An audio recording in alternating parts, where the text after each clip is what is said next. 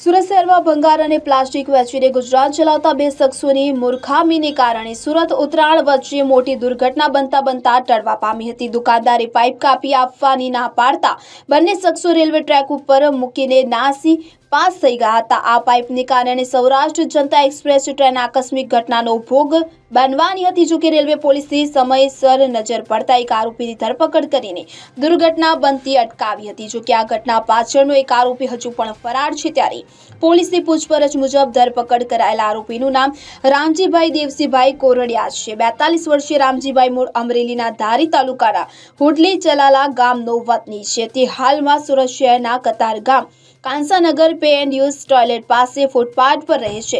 ઉપરાંત તેની સાથે એક અન્ય વ્યક્તિ પણ છે। બંને ભટકતું જીવન જીવે છે તેમજ ભંગાર અને પ્લાસ્ટિક વીણી અને તેને વેચીને પોતાનું ગુજરાન ચલાવે છે। ત્યારે આરોપીઓને કતાર ગામ પાસેથી લોખંડનો પાઇપ મળ્યો હતો, ત્યારબાદ તેને ઉચકીને કપાવવા માટે વેલ્ડિંગની દુકાને લઈ ગયા હતા। જો કે દુકાનદારે પાઇપ કાપી આપવાની મનાઈ કરી હતી, જેથી રેલવે ટ્રેક પર મૂકીને કાપવાનો પ્રયાસ કર્યો હતો। આ દરમિયાન રેલવે પોલીસે એકની ધરપકડ કરી લીધી છે, જ્યારે નાસી ગયેલા એક આરોપીને શોધવા ચક્રો ગતિમાન કર્યા છે। Bureau report CN24 news. હવે જુઓ દેશ દુનિયાની તમામ ખબરો તમારી આંગળીના ટેરવે।